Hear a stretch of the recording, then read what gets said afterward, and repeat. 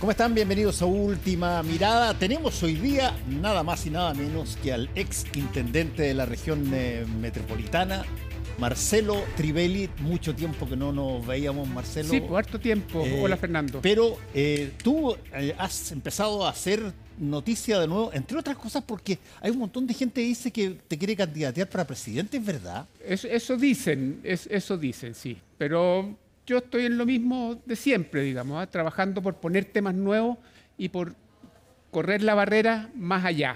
Una de las cosas bien interesantes que creo que sería bueno traspasarla al público que te leí fue esta columna que tú hiciste donde de alguna manera criticaste la forma en que en Chile se trata al centro político. Así es. Así como si básicamente fuera llamémoslo así, el punto medio entre dos extremos. Así es, sí. Sí, la columna se llamaba El centro político, o el centro, manoseado y extraviado. Sí. Porque mucha gente quiere ubicarse en un lugar para inclinar la balanza para un lado o para el otro a su favor. Y yo creo que hay un tremendo espacio. Yo hoy día, conversábamos antes, ¿no es cierto? Estoy independiente hace muchos años, hace más de 10 años que no milito en ningún partido, pero sí tengo un domicilio. Yo fui formado en el humanismo cristiano y creo que ahí hay un tremendo espacio para recuperar como una alternativa a los extremos de hoy día. Sí, el tema del centro es una cosa bien interesante porque tú tienes en términos, si tú quieres, de lo que en el lenguaje comunicacional se llaman, llamémoslo así, ciertas cosas que son de alguna manera, se llaman falacias lógicas en algún punto, pero lo que hacen es que encapsulan una idea en una palabra. Cuando a ti te dicen centro derecha o centro izquierda, básicamente la gente dice, bueno, este está más inclinado para acá o más inclinado para acá, pero ¿qué significa eso? Nada. Exactamente, no significa mucho, nada, ¿no? está vacío. Es un concepto que quedó vacío de tanto que lo manosearon, quedó vacío.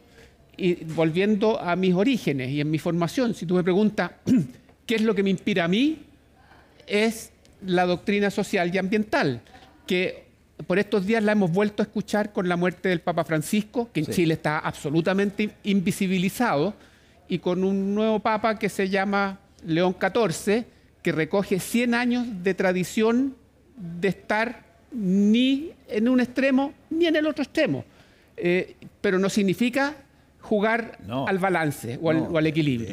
De hecho la Rerum Novarum la hizo León XIII, que por alguna razón, mucha gente ha dicho, este Papa usó el nombre de quien creó probablemente la encíclica social más poderosa que ha habido. En una época donde estos temas no se hablaban, no existía, estábamos en plena revolución industrial y en pleno desarrollo de lo que después fue el comunismo. Y la revolución bolchevique y la creación de la Unión Soviética. En ese espacio volvió a recuperar la esencia del ser humano, una esencia que a la luz de lo que estamos viendo en Chile, ¿no es cierto?, la pérdida de la ética, de la responsabilidad civil, de esta cosa de las licencias médicas que ocupan para viajar, tenemos que volver a darle contenido y valores éticos a la política. Y hay que atreverse a decirlo. Una cosa es la separación de la Iglesia y el Estado, que hay que tirar una línea súper fuerte ahí, pero otra es que uno no puede abandonar temas éticos y recuperar la ética y recuperar el orgullo de ser chileno, de lo que éramos. Ahora, ahí apuntas a un tema que yo lo he tratado bastante acá, por lo menos lo he mencionado, pero me gustaría tratarlo contigo, que es súper interesante, porque tú lo que estás diciendo en pocas palabras es que la política se tiene que construir sobre la base de ideas fuertes. Así es. Y resulta que eso, que en un tiempo era absolutamente lógico, había gente que pensaba ideológicamente de la derecha, otra gente pensaba y se dividía el mundo en torno a eso. Hoy, básicamente, quienes llegan al poder, independientemente de que si representan algún partido o no, lo hacen más bien por razones de fuerza que de poder, llamémoslo así, más que por variantes doctrinarias o ideas que se tienen. O sea, yo creo que la política en Chile fue colonizada o fue capturada por los grupos de interés y operan transversalmente. Y podemos nombrar muchos. Uno de los temas, por ejemplo, delincuencia. ¿Por qué Gendarmería sigue siendo un servicio público donde hay que hacer un sumario cuando hay un acto de corrupción y no tienen un departamento quinto? Porque los sindicatos de Gendarmería se opusieron a que Gendarmería pasara al Ministerio de Seguridad. Sí. Un grupo de poder. Como eso hay en el empresariado, en las grandes empresas, en los chicos, en los transportistas, en los sindicatos, en la cosa de las licencias, ¿no es cierto? Quienes hemos sido jefes de servicio sabemos cuál es el poder de influencia de las asociaciones de funcionarios. Cuando a todos les califican con un 7, ¿qué es eso?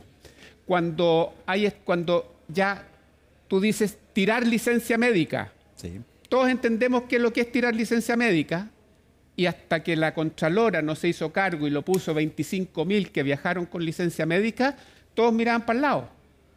Pero todos sabían, dices tú. O sea, todos sabían que tirar licencia médica es tener una licencia trucha, po. Si eso no cabe duda. Y eso no solo respecto a los funcionarios, los empleados privados, porque desde el punto de vista privado, también cuando te tiran una licencia trucha, ¿qué así? Si todos sabemos cuando tiran licencias truchas, sobre todo en las pymes, en las empresas más chicas, tú sabes cuando la licencia es trucha.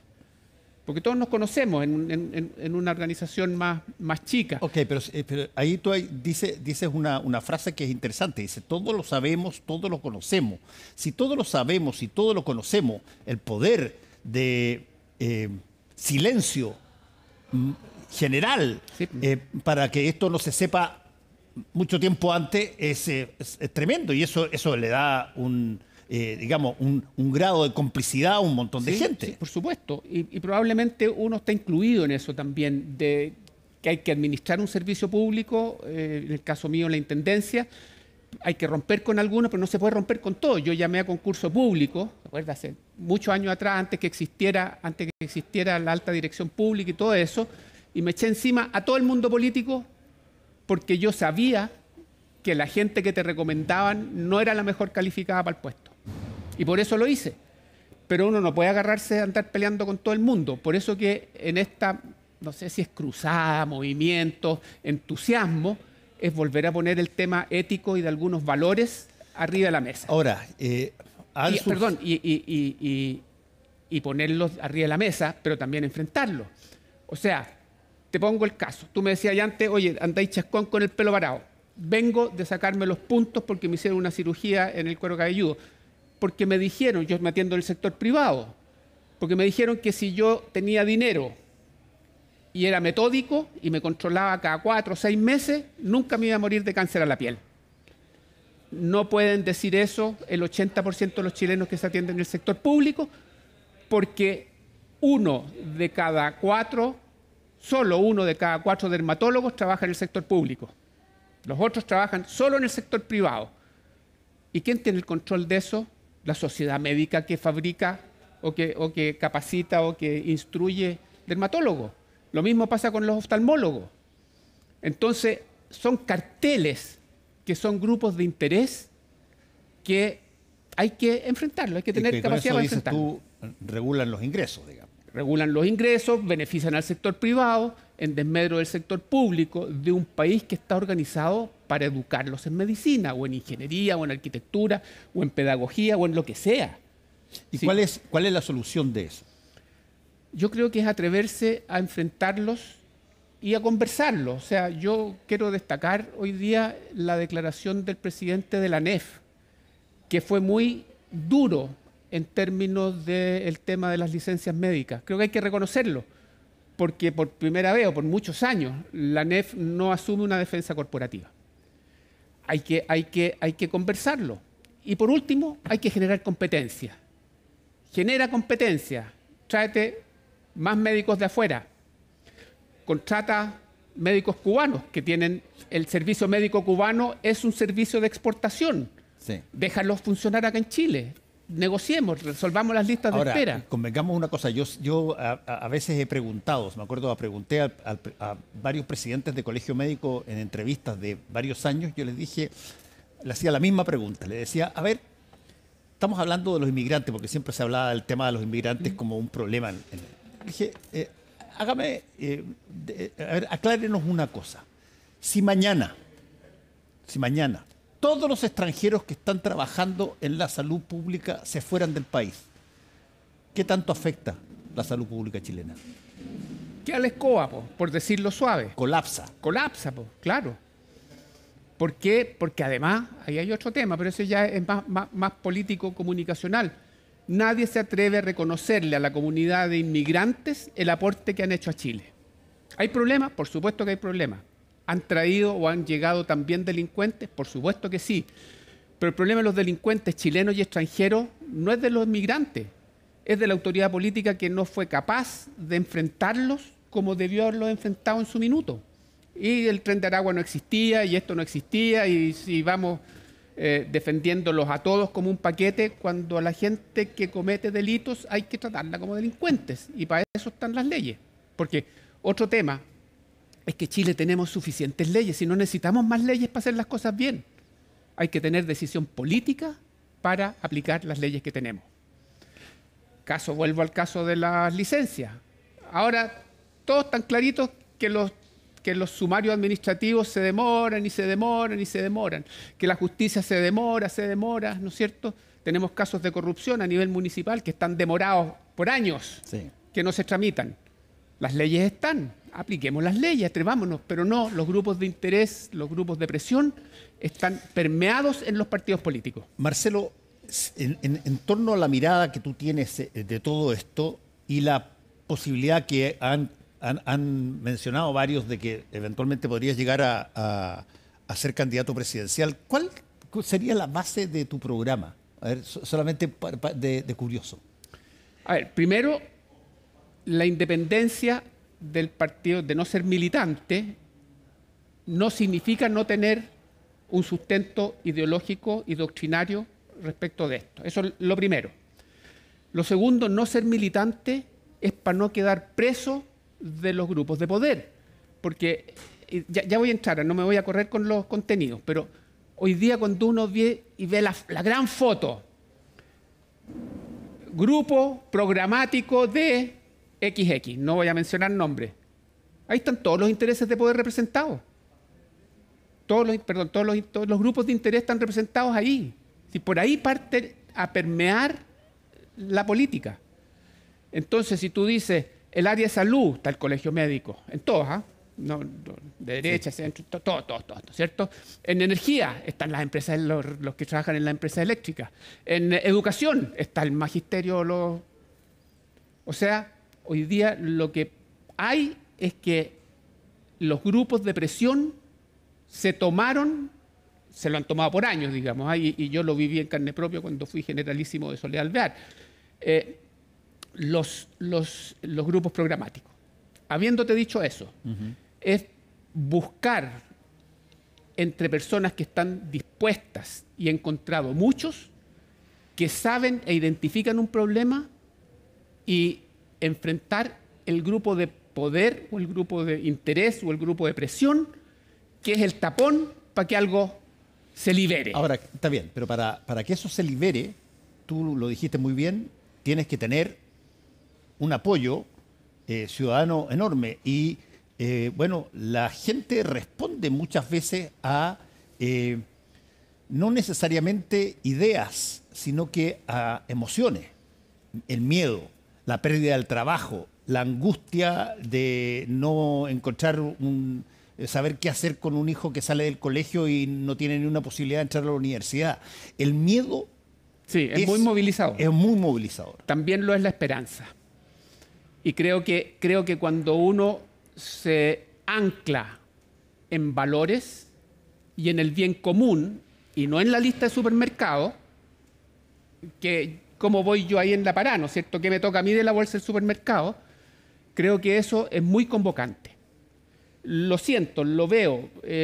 Oye, al entrar acá me dicen, oiga, tanto tiempo que no lo veía. la gente del ingreso. Y llevo, claro, muchos años fuera del circuito. ¿Por qué? Porque de ese entonces queda un recuerdo de decir las cosas como son, de atreverse a enfrentar la política y los medios de comunicación con honestidad. Pero tú te saliste de la política directa, tuviste un tiempo en el Partido Progresista, que entiendo que dirigía Marcos Enrique Ominami, Sí. y habiendo sido un eje de la democracia cristiana durante mucho tiempo, ahora te escucho que vuelves a algo que la democracia cristiana lo tuvo en algún momento dado como el centro, que era la lógica social cristiana o La doctrina clásica, social, sí, la doctrina social de la Iglesia. O sea, a ver, yo creo que primero no sé si me salí de la política o me sacaron de la política. Finalmente la decisión es de uno, pero cuando te empujan y te empujan y te empujan, finalmente uno termina cabreado y se va, digamos. ¿Ah? Y decidí concentrar mis esfuerzos en Fundación Semilla, que hemos trabajado durante 20 años en temas de convivencia y no violencia en contextos educativos. Y creo que ese es un mundo que necesita ser abordado en la educación. Tu pregunta iba en esa línea, digamos, Sí, ¿no ahora, es cierto? sí, y agrego una cosa que se lo pregunto a muchas personas en la política últimamente, agrego de que si es que uno ve cómo ha cambiado la política en algún tiempo, yo siempre planteo un cambio que a mí me impresiona y que quiero que me lo converses también, que es, históricamente los líderes eran líderes que representaban ideas, distintas ideas, derecha, de izquierda, socialismo, qué sé yo, capitalismo, da lo mismo. Y de pronto empieza a girar la cosa, quizás por los miedos, quizás por una serie de otras cosas, y empieza a haber una predominación en política, no por las ideas, sino por el poder, por la fuerza, por el que grita más, por el que ofrece más, por el que dice cuánto más va a castigar a aquel que la mayoría de la gente puede calificar como adversario, como enemigo. ¿Qué es lo que yo llamo la lista de supermercado? A ver. ¿Qué es la oferta? ¿Cómo voy yo ahí? A uno le toca cuando está en la calle, cuando uno está haciendo campaña. Yo hacía campaña. ¿Y usted qué me ofrece? ¿Ah? ¿Cuál es la lista de supermercado? Y yo creo que el gran cambio en la política y el gran triunfo de Joaquín Lavín fue instalar el tema de los problemas de la gente y la lista de supermercados. Y quien cosechó eso fue la presidenta Bachelet, que ejemplificaba ese prototipo de manera súper clara, que es la mamá que provee a lo que los hijos quieren, hijos e hijas. Y ha perdurado por mucho tiempo, y eso acompañado por nuevas tecnologías, nuevo marketing, nuevas publicidades, y por supuesto las redes sociales son como la máxima en esto de poder ofrecer y contactar a una persona. Y en lo que estoy pensando, y lo que he escrito y las columnas, es saquémonos ese marco de referencia del cómo voy yo ahí y centrémoslo en el bien común. Entendiendo que, y aquí hay un tema más histórico, que en Chile se invisibilizó a Francisco, el Papa Francisco, de todas sus encíclicas. Y nos quedamos con la lógica autocomunista de Juan Pablo II, con toda la implicancia conservadora de la jerarquía de la Iglesia Católica, inclusive, ¿no es cierto?, el que se hubieran nombrado obispos que eran de esa corriente. Sí. La Iglesia Católica en Chile dejó de ser un referente a ese mundo del bien común, a ese mundo de la iglesia de base, a esa iglesia de la olla, perdón, a ese mundo de la olla común, que todavía existe. Entonces uno se pregunta, ¿quiénes son los equivalentes a los pobres o los campesinos, los inquilinos de la década del 60, del 50, o los trabajadores explotados con 12 horas de trabajo o el trabajo infantil? ¿Quiénes son hoy día esas personas? Son los niños y jóvenes que abandonan la educación para ser un soldado de una banda de narcotraficantes. Son los adultos mayores que ya no se mueren, no se mueren a los 60 y tantos, sino que vivimos bastante más que eso, y 80 y más todavía, y que quedamos sin cuidado. Las mujeres que no tienen quien les cuiden a los hijos, y por lo tanto no hay empleo femenino. Y de nuevo, ¿dónde está el tapón? Por ejemplo, en este punto que te acabo de tocar recién, salas cunas y jardín infantil universal. El tapón está en que las exigencias son tan grandes impuestas por los colegios de parvularios para que haya nuevos jardines infantiles y salas cunas, que es imposible hacerlo. No hay presupuesto que aguante. Ahí tenéis otro caso, donde hay un tapón por intereses que no permiten... Ok, entonces desde ese punto de vista, Marcelo, ¿cómo se inicia en términos proyectivos un cambio? ¿Es la persona que llega la que provoca el cambio, o puede haber un cambio organizacional, nacional, civilizatorio, incluso antes de que pueda llegar? Yo lo veo difícil, porque creo que el tema de la participación de repente entra en un círculo vicioso que se retroalimenta y no produce nada nuevo. Y yo creo que hay que tener de repente coraje para plantear ideas distintas. Te vuelvo a poner un ejemplo basado en lo que fue el Concilio Vaticano II. El destino universal de los bienes, que no acepta en buen castellano que la pelota es mía y me la llevo para la casa, o que el perro, y no voy a decir más. ¿Ah? Eso es inaceptable. Es inaceptable para efectos de combatir la delincuencia, los campamentos que tenemos, habiendo miles de hectáreas en las áreas urbanas que las tienen en espacios de especulación inmobiliaria para que le construyan el metro y después vender. Y además pagan una contribución irrisoria.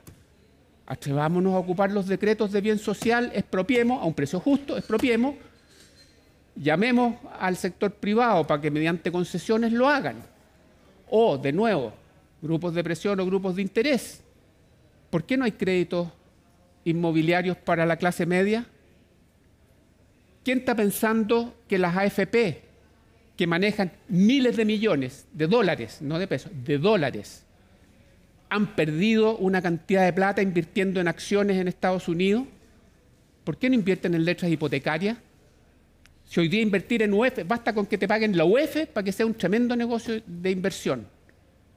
Y las AFP, calladitas, siguen invirtiendo en Estados Unidos y siguen pagándole una comisión con cargo al cotizante para que le manejen las platas afuera. Y pierden a manos llenas. Y aquí en Chile no tenemos crédito para echar a andar la construcción y para que la clase media pueda acceder a una vivienda. Ok. Me queda muy poco rato, pero te tengo que preguntar, a raíz de lo que tú estás diciendo, ¿cómo